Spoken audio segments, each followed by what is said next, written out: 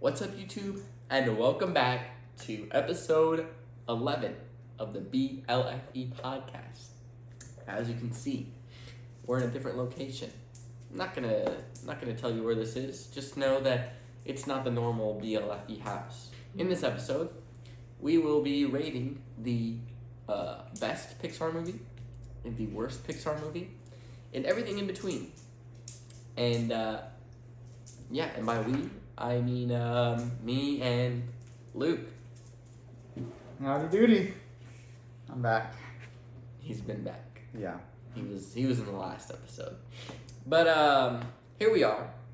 We both have written down there's 28 Pixar movies. Yeah, so we ranked them all 1 through 28, and then we also scaled them on a scale of 1 to 10. We did do that. We're going to be starting at number 28 and working our way up and finding out what we think is the best Pixar movie, because obviously everyone is accustomed to their own opinion, but we felt like we should share ours since Inside Out 2 just recently came out about 2-ish weeks ago. Yeah. So, here we go. Start at number 28. Intro.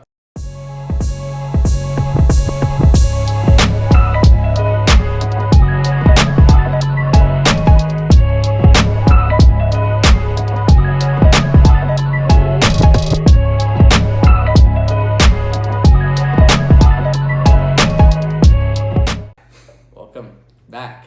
How'd you enjoy that intro? Still the same intro? Yeah. All right. Let's do it. So, starting at number 28, I have Turning Red, and I gave it a 3 out of 10. So a little fun fact. Ben watched the first 20 minutes for the first time today. I'd never seen Turning Red before today. I watched maybe the first, I don't know if it was 20, it might have been 25 or 30 minutes. Maybe. I just couldn't get into it. I appreciate what they were trying to do, but at the same time, I didn't enjoy it. I wasn't invested into it as much as I am in most Pixar movies. And I don't see how that movie could have made me cry, and I guess that's kind of what I base a Pixar movie on. Yeah. Sort of, because my number one didn't make me cry, but at the same time, it's I feel like Pixar movies are supposed to give you some sort of nostalgia or some sort of emotional or some lesson. Yeah, some sort of feeling that you get. You get a feeling when you watch a Pixar movie, and I feel like I didn't feel that from Turning Red or the next couple movies that will be down on my list. So what was your number 28? My number 28 was Lightyear. And you give it a what? I gave it a 1 out of 10. Oh, wow. That movie, in my opinion, is awful. I really don't know what they're going for there. I get it's supposed to be a prequel. Yeah. Or whatever. But I liked the cat. I feel like the cat that was in it, I don't remember his name, Boots? Socks? I feel like he kind of made it a little better, but... No, I cannot. Unfortunately, I wasted money and I watched it in theaters. We watched it together, actually. Yeah. And I didn't like it. Didn't like it at all. I thought it was kind of stupid. So I give it a 1 out of 10. It's my lowest ranking one. My lowest is 3 out of 10 because I feel like every Pixar movie has at least a little bit of magic in it to where you can give it. I feel like rating any movie a 1 out of 10 is kind of harsh because I feel like every movie, as long as it's not a bunch of jumbled up. For a Pixar movie, this is a 1 out of 10. I guess. Compared to everything else, it's a 1 out of 10. Yeah. Now compared to other movies, no. The animation wasn't that bad. Yeah, I mean, I only have 3 10 out of 10s on my list. Same, but so I can see that. But moving on, number 27, I have The Good Dinosaur, and I gave that a 4 out of 10. And I've only ever seen it once, and I specifically remember not liking it. It was when I was younger, and I just didn't feel like I needed to rewatch it to put this on a list. Because I literally, if I can't remember anything about a movie, that's how you know it's not good. Because I'm someone who remembers movies very well. I can quote movies. I quote movies on a daily basis.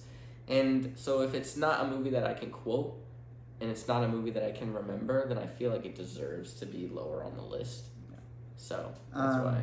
My number 27 was Toy Story 4. Wow, that's low. I mean, I give it a 3 out of 10. I'm going to be so honest. Never once did I ever think I would watch a movie about a sport trying to off itself. And yet there I was 2019 or whatever, watching that exact movie. Yeah. And they're making a fifth one. And they're making a fifth one. I mean, the first time I watched it made me cry, but that's because I thought it was the end of Toy Story. Yeah. And Toy Story always had like such an emotional like attachment to my heart. I mean, it's been around longer than I have. So that's the only reason why I cried. Throughout the entire movie, I was just kind of like, what am I watching? But besides the good song in it and seeing Bo Peep again, there's nothing special about Toy Story 4. Just watching the other three. Yeah. 3 out of 10. Okay, number 26, I have Lightyear, and I gave it a 5 out of 10. I really do agree with what Luke said. I don't feel like there was much of a point to the movie.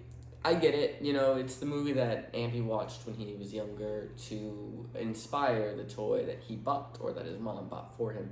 And I think that was a really neat idea. I just don't think they executed it very well because I think if they just made it a Disney movie, it would have been better. But knowing it's a Pixar movie and having it be kind of how it is, kind of just threw off Pixar for me. Like, I remember watching it and be like, this isn't a Pixar movie. Like, where is that Pixar magic? Mm-hmm.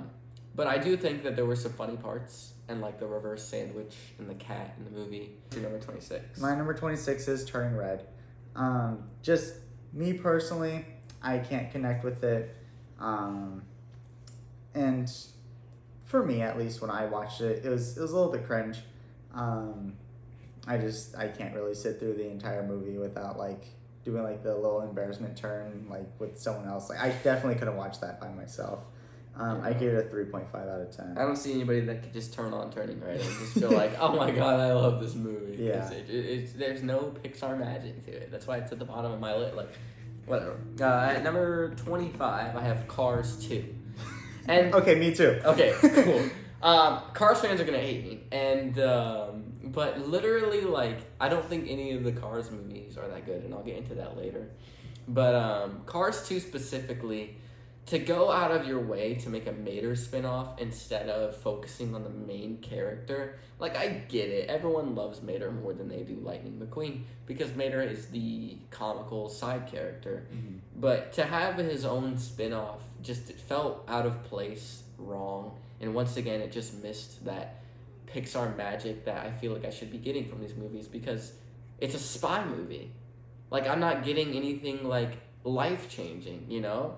Like, you have these movies that are literally about where you go after death and how you can achieve your spark, which, once again, I'll get into later. Mm-hmm. And then you have a spy movie, and it's like, really? Like, because I feel like if Cars 2 was like kind of like its own movie sort of thing, then I feel like it'd be a little bit higher. But since it is related to the Cars trilogy, exactly, it's out of place. It doesn't need to be there. Honestly, if they just make Cars 1 and 3, that would make more sense. Okay, and then moving on to number 20. What rating? We didn't rate, yeah. Cars 2, I gave a 5.5. I gave it a 4.5. Okay. Moving on, number 24, I have Finding Dory. I'm not really going to go too much in depth of this because I just feel like it's pretty self-explanatory.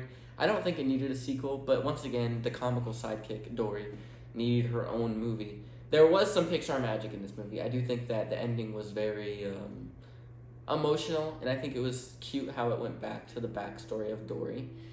But, you know, I really don't think that it really needed to happen, really. It could have happened in a Pixar, sure, honestly. Yeah. That movie felt really long and extended, and then, but yeah, I like the ending, and I like the scenery that we get, so that was nice. No, rating? Oh, I gave it a 6 out of 10. 6 out of 10. My number 24 is The Good Dinosaur. Kind of like Ben was explaining, I mean, a lot of these, Pixar has this sort of thing where a character gets lost, they go on this long journey, and then sort of happy ending. The Good Dinosaur is kind of the worst tale of that. I feel like it's stuff that we've already seen. My favorite part of this movie was the T-Rexes, and we only see them for like 10 minutes. So I give it a 4.8. Nothing too special about this movie, personally. Yeah. Okay.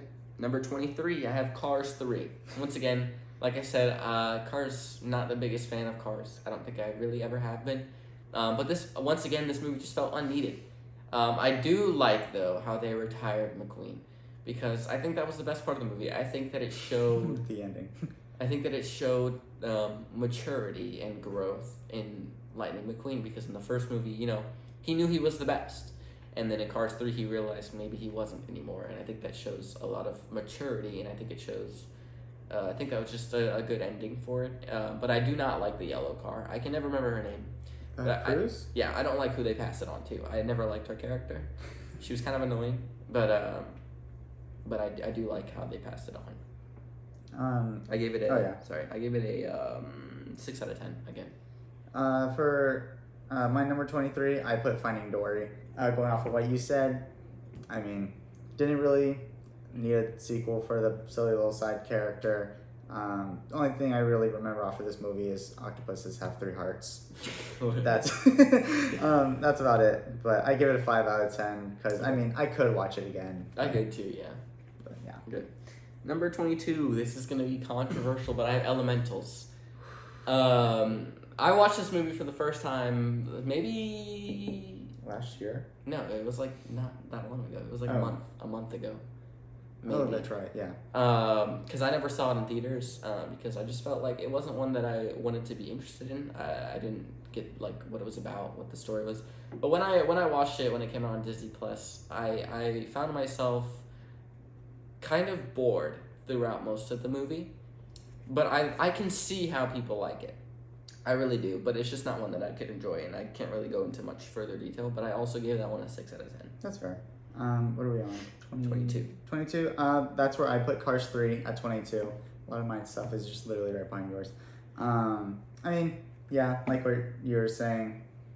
Like it was nice how we like passed it down or whatever, but once again, nothing too exciting. 5.5 out of 10. Yeah. And then 21, I have Inside Out 2. Just watched it about a week ago. I gave it a 6.5 out of 10, and the reason that I did that is because I don't think it was an unneeded sequel. I definitely think that it deserved its sequel and probably even another one. I think in the third one, if they definitely show more of teenage years and maybe even teenage heartbreak, I think that could definitely be a good aspect to circle the movie around, because it definitely is common, and it definitely is difficult to go through.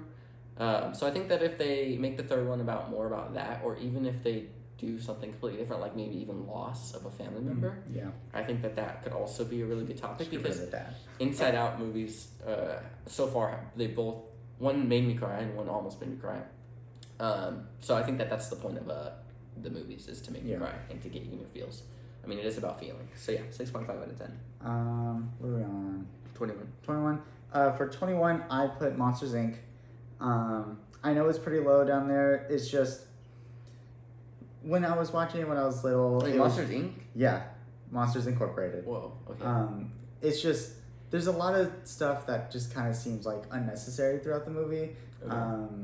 I feel like they could have added different things. I know they worked really hard on that movie. I'm not saying it's bad in any shape or form.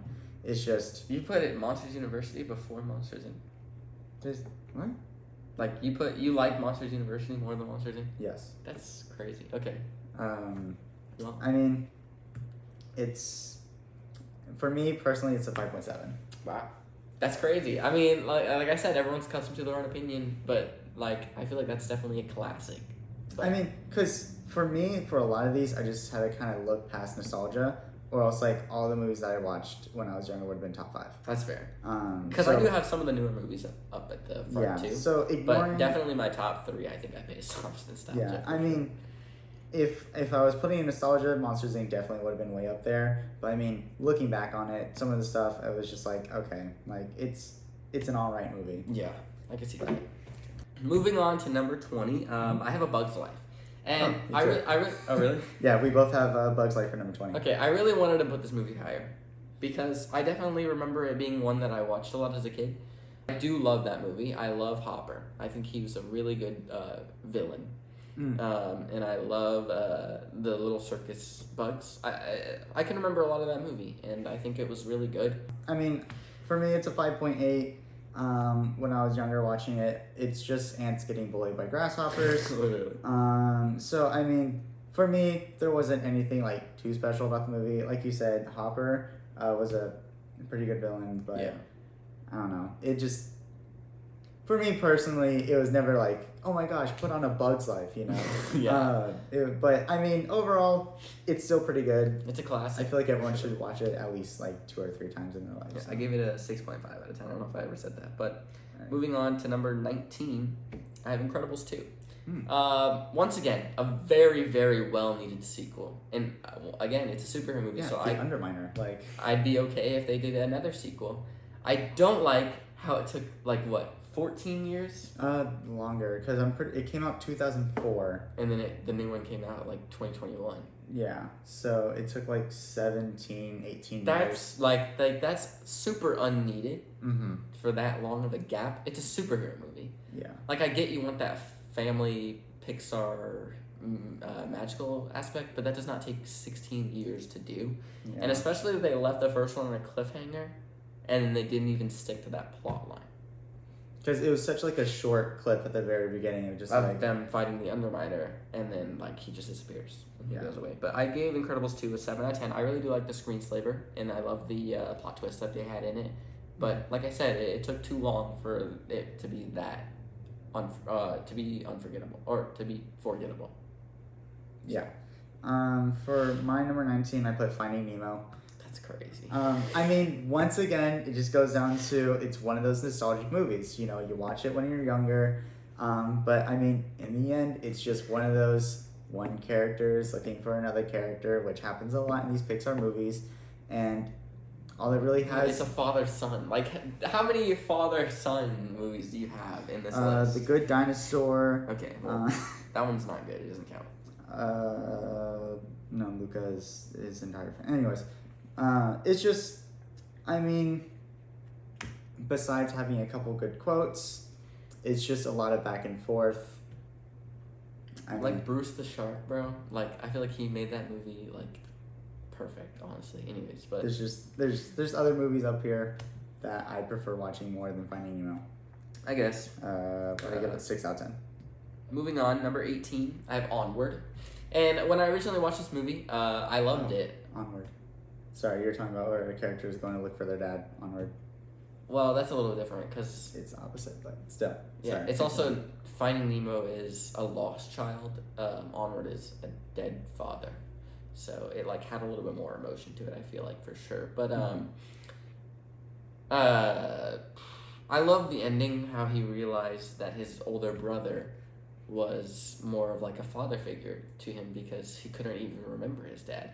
And as someone with an older brother, I mean, I also had my dad growing up, but someone with an older brother, I do feel that it, for some people that maybe don't have a father figure or don't have a older brother even, can relate to this movie a little bit more because they are missing out on that aspect of life.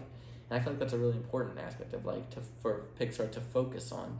And so I gave that movie a 7 out of 10. I loved the story. All right. So I gave it a 7 out of 10. Most everything else on this list is above a 7. From here on out, I think every movie that I mention is a good movie. Just some are better than the others. Yeah. So. For my number 18, I put The Incredibles 2. I give it 6.6. I mean, like you were saying, much needed sequel. Just hate how it was so late. I mean, yeah, story was well written. Just all these other ones I just like a little bit more. So yeah. Okay, moving on. Number 17, I have Toy Story 4. Like you said, I think mine is so high or low on the list because I think it's a good movie. When you describe it to someone who's never seen a Pixar movie, a spork is trying to throw himself away and this other toy is trying to save him. But when you connect really with the story where it's Sporky was made and then immediately had a friend to protect him, Woody. Even if Woody's overall goal was to replace himself, I guess, even. Because Sporky kind of replaced Woody, and that's why Woody decided to run away, because he's I'm not needed anymore. I really hope what they do with Toy Story 5, since they're already making it, I can say that I hope that they make it around Bo Peep. like her story. Like her story. But they kind of already did that with the Bo Peep short, I know. Yeah. But I'm hoping that they get into a little more depth. But I don't know. I gave it 7 out of 10 because I really enjoyed that movie. And it's a Toy Story movie, so it made me cry. I think all of them have. Mm-hmm. So I think that it deserves to be that high. For my 17, I put Brave. The only Pixar princess. Yes. I give it a 6.8. I mean, it's very different from every other Pixar movie. I still think it's pretty good.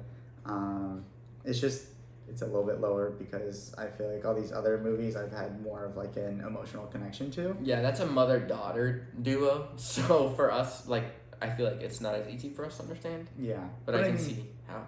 It was still cool. I mean, watching it when I was younger, I was like, wow, this is a cool fight scene or whatever. It's a good soundtrack for sure. Oh, that true. That true? That too. That too. That true. But yeah, 6.8. Okay. 17. 16. I had Brave. I agree. I think that it was definitely different from a lot of the other Pixar movies, but it definitely still had Pixar magic in it. Mm-hmm. It had more Disney magic, which there is a difference. Like the Will-O-Wisp, I feel like that's a more Disney thing. Yeah, but I do like the story of Mordu, and I think that it was a really good. I don't know. I don't even know like how I can describe why I like this movie so much, but it's just so rewatchable. I feel like because there's so many aspects to it that I'll rewatch it now and I'll be like, I completely forgot about this part. That's hilarious, or that's so sad, or that's inspiring. So I do think that it is a good movie. I think that's exactly in the middle, or one more, and then we'll be exactly in the middle. Maybe. 14 is the middle. Okay, cool. But we're getting close to the middle. But yeah. My 16 is Inside Out 2. I mean, I watched it twice, and the first time I watched it, cried like a little bit. Second time I watched it, I mean, it was still very good.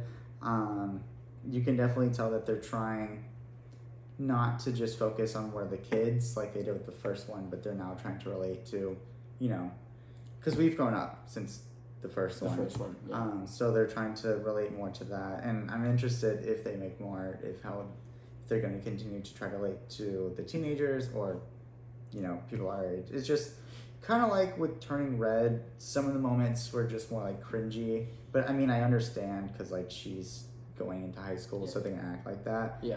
And also I hated Onway.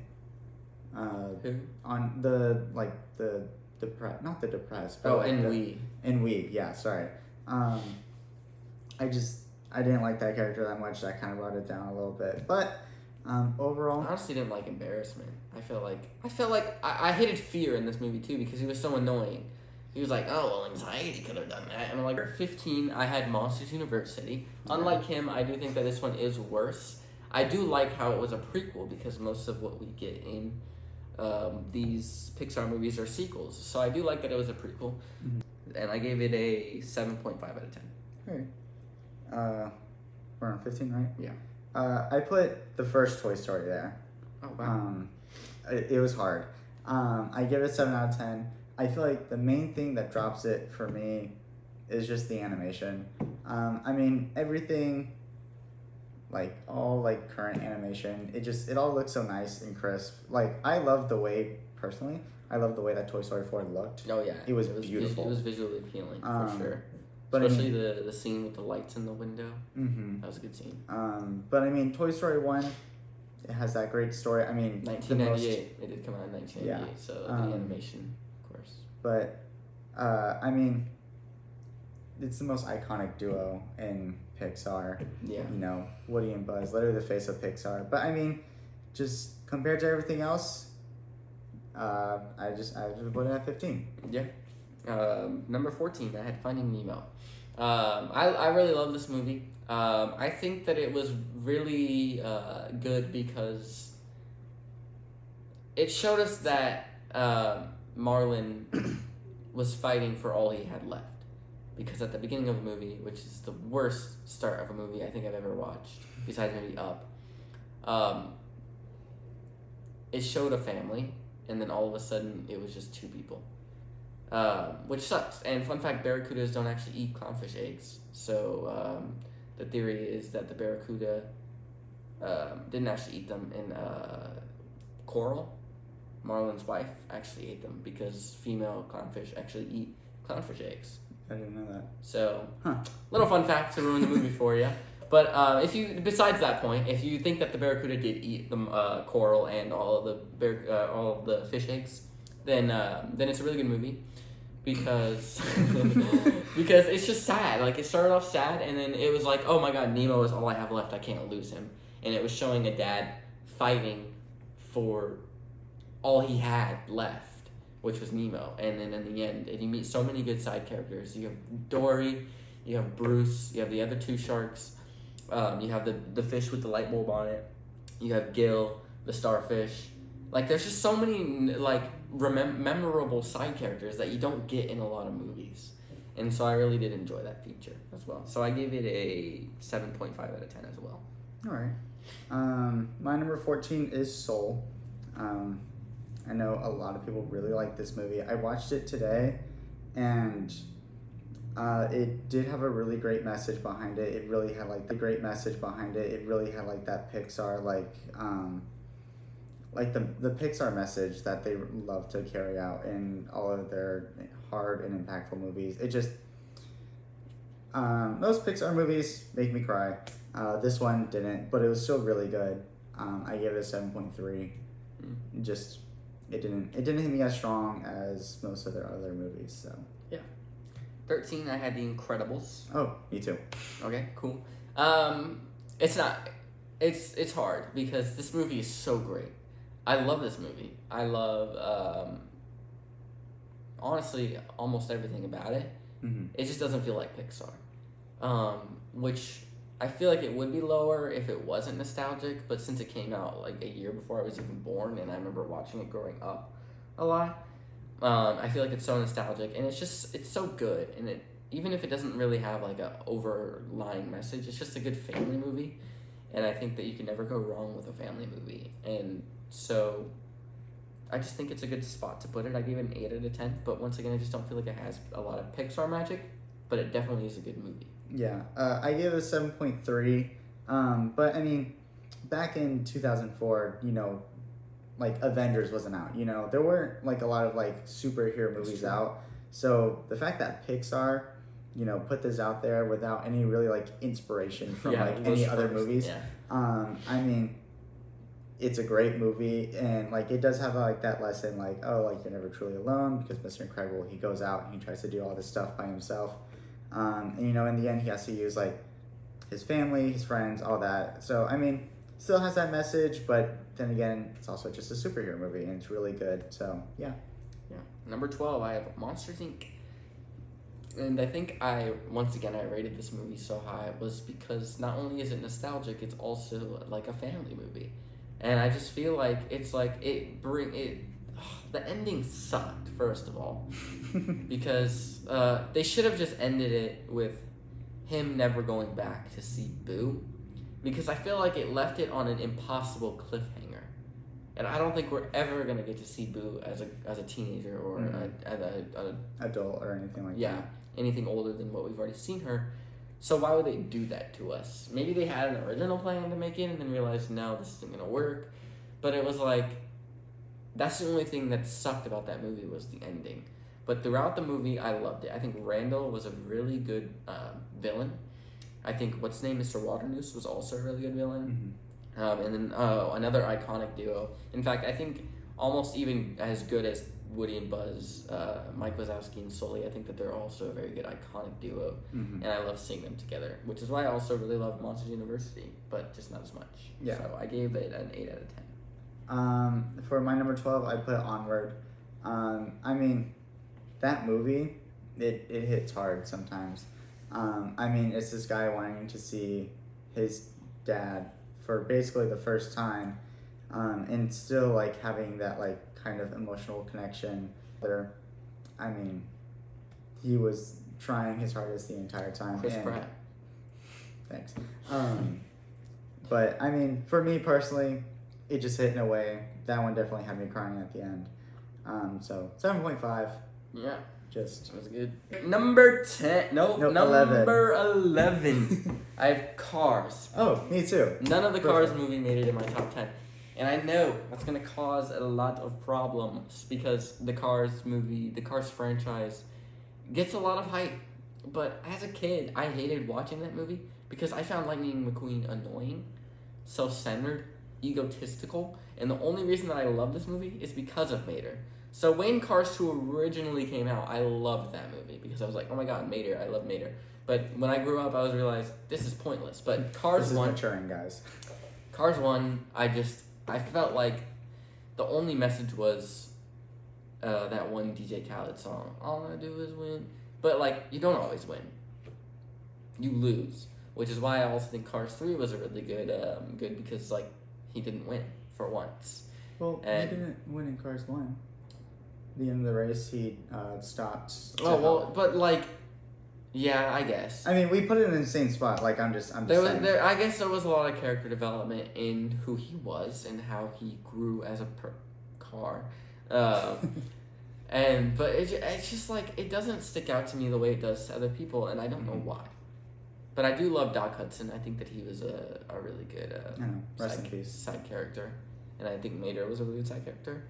But I also don't like the fact that they tried to, what do you call it? Like, add a vibe of love with him and Sally. I felt like that was kind of pointless. Yeah, because they never really bring it back up. Like, you don't see in the second one. In Cars 2, they go on a date. And then in Cars 3, I feel like she doesn't even exist. Yeah. So it was, like, kind of weird, but at the same time, I guess all Pixar movies need a little bit of love, right? So I gave it an 8 out of 10, but... yeah, I give it a 7.6. I mean, just compared to everything else, in the end, it's just a cool racing movie. Really cool concept. I mean, when I was younger, I loved it. But, I mean, now, it's still great watching it. Are you looking at my list now? Yeah, we have the same number 10 as well. Sorry. Oh, really? Okay. Well, then, yeah, let's move on to number 10. Number 10, I have Toy Story 2. Yeah. I give that one a 9 out of 10. We're getting into my 9 out of 10. So I think that this movie was absolutely perfect for a sequel. Mm-hmm. I think that introducing Jesse and Bullseye and the minor guy, whatever Stinky Pete. Prospector. Oh, yeah, the Prospector. Whatever. I think that was a great tie-in, and I also loved the toy shop and how they realized, oh, we're not the only ones, and like how there were like thousands of Buzz toys, and I just love that movie so much. And there's I'm so invested into it the whole time. In the traffic cone scene, there's just so much memorable moments in this movie. And it's when they really start pulling Andy away from home, and you see it again in the fourth one, and it's when he has that conflict again. But I mean, in the first movie, you see him like trying to get back home as hard as he can, and then in the second movie he's like maybe I can go with these guys, and he has Buzz and he has all these other people, like he won't miss me, you know. So I do think I gave it a 9. What did you give it? I give it a 7.8. Okay, but I mean, still really good. It makes is the top 10 for sure. And then number 9, moving on, I have the first Toy Story. I just think this one's a little bit better than I gave it also a 9 out of 10, but I just think it's a little bit better than the second one. Only because of nostalgia purposes. I feel like this was definitely one that I watched a lot growing up. And watching Buzz try to fly out that window for the first time, I remember I was in tears. I don't know why. It was just so sad. The song that was playing in the background, and him just jumping, thinking that he could do it, and then he just, on the floor, his arm busts off, and he's like depressed the rest of the movie. And Sid, oh my god, having Sid as like the villain, it was so funny because it was like, he's just a kid. He doesn't know any better. But like at the time of me watching, I'm like, oh my god, Sid, you suck. Stop torturing these toys. He doesn't know they're alive. I remember when I was a kid, I would like throw toys across the room, but it was like. Well, did this movie teach you a lesson? No. Yeah.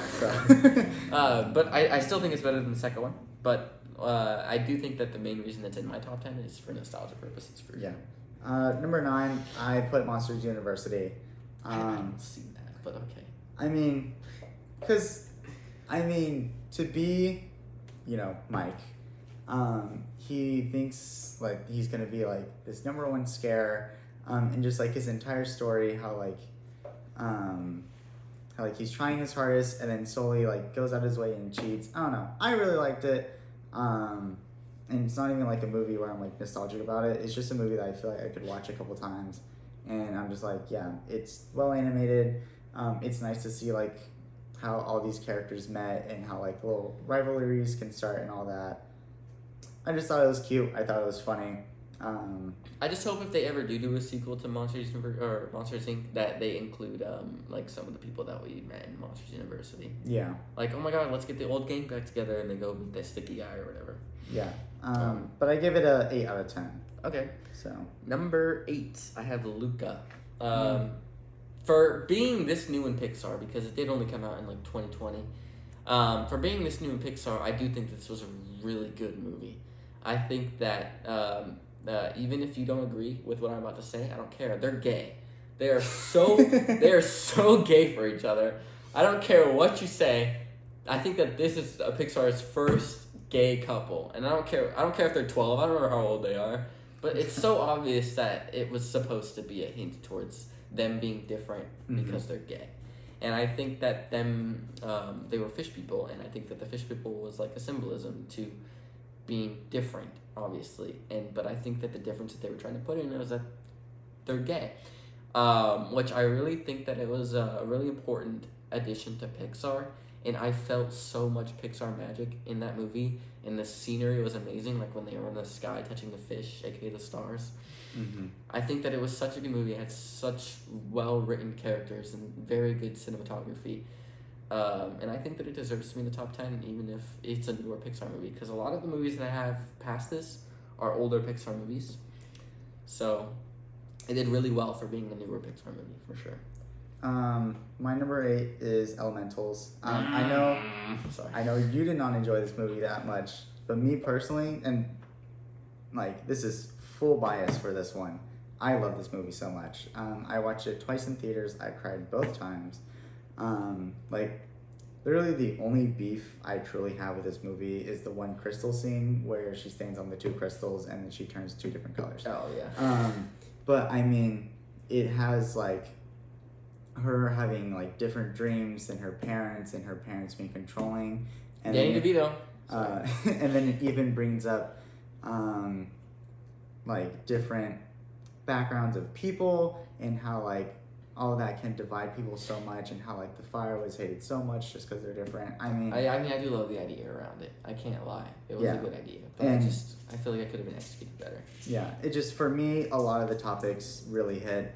And I love this movie a lot, but I mean, not anything compared to the next 7. Like, excluding bias, it makes number 8.3 for me. Okay. So, number 7. All right, my number 7, I had Soul. I think that this movie, once again, for being a newer Pixar movie, it made me feel a certain way. That scene where 22 in what's-his-face's body is sitting on the stairs and pulls out all the things that she's collected and realizes that maybe life has more than just one purpose. Like, because the entire movie is pushing this thing that's like, you're made for one You're purpose. made for one thing and one thing only, but then it's like, you're not. And I just feel like that's so important to some people. They're like, if I'm not made to be this, then what am I made to be? It's like, feeling that for the first time just felt so surreal. And like, I watched it when I was 16, maybe 15, but it still just felt so real to me, because I'm like, I don't know what my purpose is, but knowing that I don't have one is truly life-changing. And I think that movie really taught me that. I feel like I always knew that, but that movie showed me that it's true.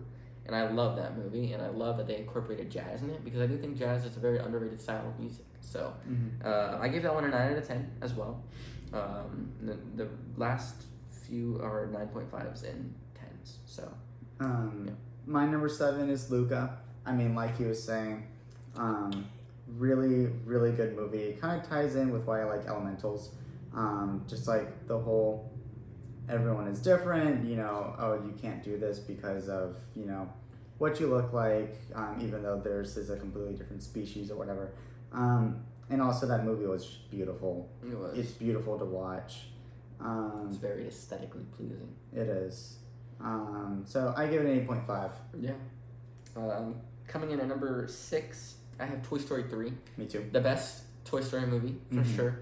I think that should have been the ending. Now that we have a 4th one, I do think that there does need to be a 5th one. Yeah. But I think that if they had just ended it at 3, it would have been perfectly fine. The ending where they were all in the trash chute. I was really hoping Lotso would change. I was really hoping that it would show him his change, but I think it also showed that not everyone's going to change for who you want them to be, and I think that that's a really good message, because, I mean, plenty of times in life you'll have these people that you so badly want to change for the better, but you realize that that's not your job to change them. Mm-hmm. And so I think them not having him change and then him ending up getting tied to the front of the truck, I think that was definitely a good addition. And I think that they definitely put a lot of thought into that. I give it a 9 out of 10. But yeah, I just think that the ending was really good and they should have just kept it at that. Yeah. I give it an 8.5. I mean, I was bawling my eyes out at the end of this movie. Once again, just because I really thought this one was it. I mean, Woody decided to, because Woody once again was making that choice of, hey, do I leave my friend / family or do I go with, my kid? Yeah. And then realizing that it's not his job to stay with his kid, it's his job to, make other kids happy. And that's what a toy is for. Yeah, so really, really good message. I really liked it. Spanish Buzz as well. Hilarious. The whole scene of them escaping the prison or the elementary, whatever, preschool, that was so good.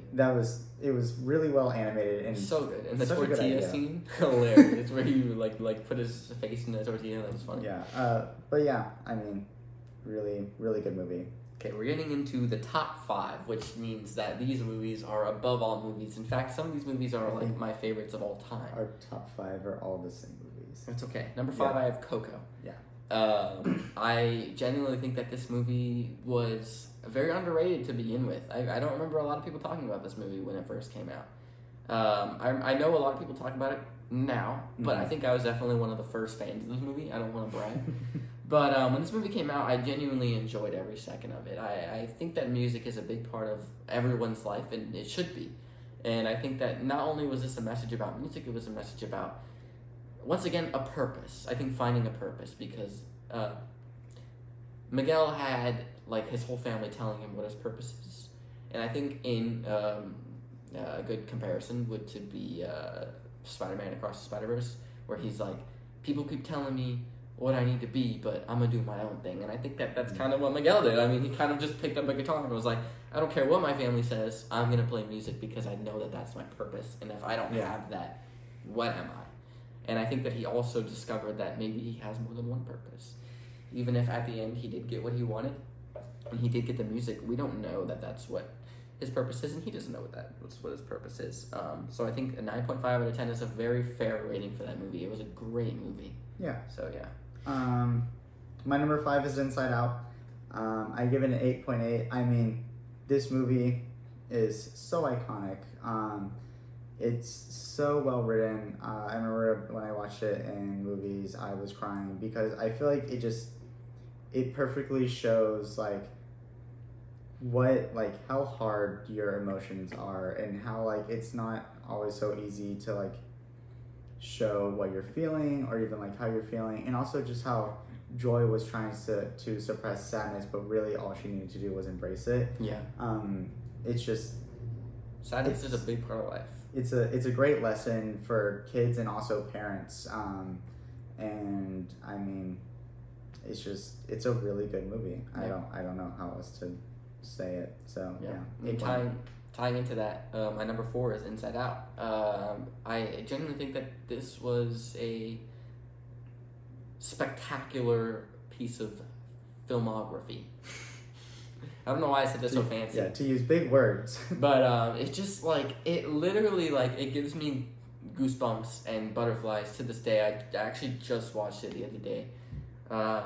Because I was bored. And also the soundtrack. Sorry. The soundtrack is so literally good. Even just the one song, just the piano song that they play in those sad moments, it's oh my god, that's such I feel like it perfectly entails of what life is. It literally does. And what he said, embrace sadness, because you're not going to be happy all the time. Mm-hmm. You're not going to be angry all the time. You're not going to be fearful all the time. You're not going to be sad all the time. You're not going to be anxious all the time.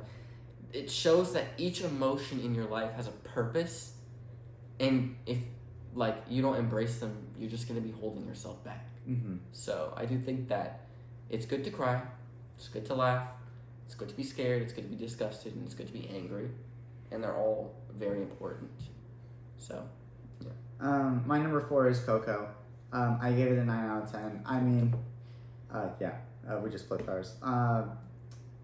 Because I first saw this movie in theaters, and when I first watched it, I'm like, oh my gosh, it's just a Book of Life remake. Like, whatever, this movie's lame. Got overhated because everyone's like, oh, Book of Life is better. It's not! Sorry. I hate Book of Life. I actually don't like that movie at all, but anyways. Opinions. But then I watched Coco again, and I mean, the end scene with the grandma, God, I was crying. I was bawling. Dude. But I mean, it's such a good movie, and the fact, like, the entire time he's like, "Oh, De La Cruz is my grandfather," but really, it was Hector who was helping him the entire time. I mean, amazing plot twist. I saw it coming, but yeah. Yeah, shut up.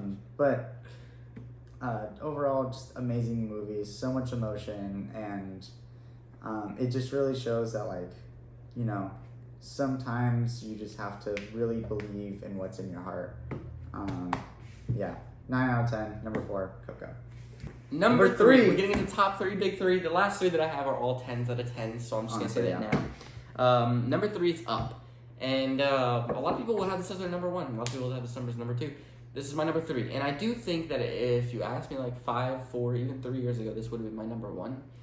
But I think growing up, I realized that the only reason that I really liked this movie was because I wanted the adventure that they had. Like, that just seemed so fun to meet some random bird and a talking dog. But, like, how can you make this random colorful bird, a talking dog, an old man, and a baby, not baby, but like a child, how can you make that interesting? And Pixar just found some way to just do that. And it was so amazing. And the first 15 minutes of the movie were so depressing. But then after that, I was just like, you're just watching them have an adventure. I don't think there was any really more sad parts. I mean, when Russell was explaining his backstory, I think that was a tearjerker for sure. And then when Carl showed up at the award ceremony at the end, I think that was also a really good tearjerker. But I didn't really cry except the beginning, and that's kind of what I want from a Pixar movie. So I think that having it at number 3 is a safe spot, because I do think the 2 movies that are above it are just more teach me more of a lesson. And yeah. My number 3 is WALL-E. Also a 10 out of 10 movie, but the only reason why it is number 3 compared to these other 2 is, I mean, I just wish that I had more time with WALL-E and Eva. I mean, I understand. It doesn't mean make a sequel, Pixar, because it was perfect. So. It was, perfect. Don't ruin it, please. But I mean, I understand, you know, the whole, like, oh, we need to, like, recover Earth, and you want to stick with that. But I mean, the scenes with WALL-E is what makes WALL-E a 10 out of 10. Everything from the very starting scene where it's showing him do his, like, routines, to especially the scene in space. That scene, the fire. The fire extinguisher, that was beautiful. And the scene where WALL-E gets crushed and has to be, like, rebuilt by Eva. It's an amazing movie. Looks like a fish. Sorry. Anyways, it's an amazing movie. Just for me personally, it is number 3, but definitely a 10 out of 10. Would watch this anytime, any day. Number 2, mine is WALL-E. This movie is just perfect. Like, even growing up, when I didn't understand the plot of this movie, I just still like watching it because WALL-E's hilarious. Like, when he, oh my god, my favorite part of this movie still is when he crushes over the little cricket and then it just pops back up and it's like, okay, I'm fine. I don't know why I find that so funny, but I do. But, it's so good. It's like, the cinematography is amazing. The story behind it is amazing. The little lesson that is teaching us that we can't ruin our own planet because it's all we got, that's amazing. And then how everyone's fat up in space because they're all lazy and they had all the robots doing the work for them. I just think that was really amazing, and there's not much to say about it. I just think that it's definitely when people put Cars at their number 1, I'm like, Cars is literally a movie about racing. When you have a movie that picks at your brain, it's like, all these little life lessons, because it has so many little life lessons in it.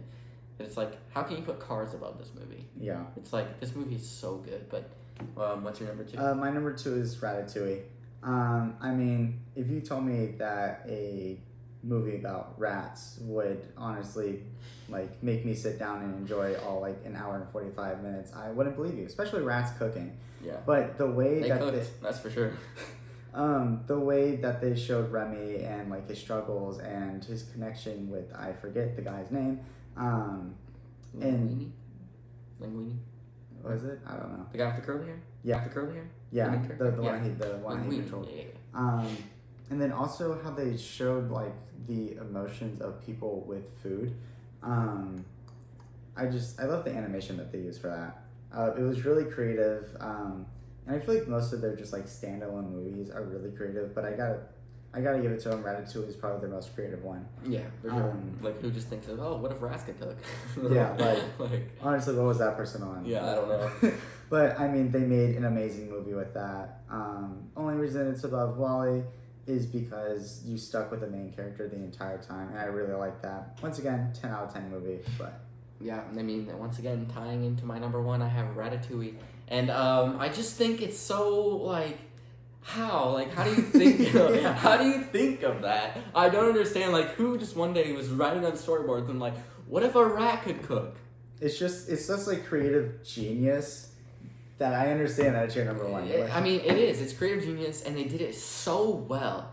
Like, they did it so well. Like, whoever thought of the idea of the controlling with the hair, the rats in the kitchen. I just loved it. I feel like the message behind it is that.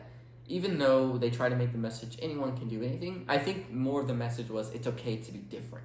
Mm-hmm. And I think as someone who grew up different, growing up, I didn't have, like, a lot of friends. I didn't, like, connect easily with a lot of people. I just think that even though I'm comparing myself to a rat right now, but I just think that it shows, like, so much growth in a rat.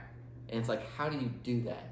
Pixar is the only person that can do that. Yeah, not even the rat, but also, like, the people around. The people, yeah. And the cooking scenes, like you said, they were so great. I loved watching them. It made me want to be a chef. I don't want to anymore because it looks like a lot of work. But just, like, it's, like, every part of the kitchen is so important. Even the what was he, the busboy? Is that what he was called? Like, how he started off as the busboy and then worked his way up as the head chef. It's just, I just think it's a cinematic masterpiece, and I think that it deserves to be my number 1 spot. My number 1 is Up, like you were saying, how it does end up in a good amount of people's number 1. I mean, the first scene, obviously, best tearjerker in Pixar, in my opinion. Sure. I mean, you start with this happy couple, you know, the wife dies, really, really heartbreaking, and then... So early, too. Yeah. Jeez. But, I mean, just how he's so grumpy, and he keeps his dream all the way till the end. And I just feel like they do, like, a perfect way of showing how, like, in the end, it was all these people who were just alone and needed someone else in their life. Even from the bird, Kevin. So She had babies, like, yeah. I feel like 10 out of 10 movie. I cried at the end when he was there. For Russell.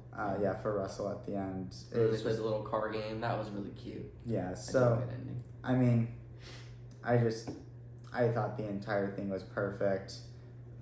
Definitely is a 10 out of 10 movie, and I love the idea behind it. Like, not even the idea, but I think the hidden message behind it was everyone needs someone.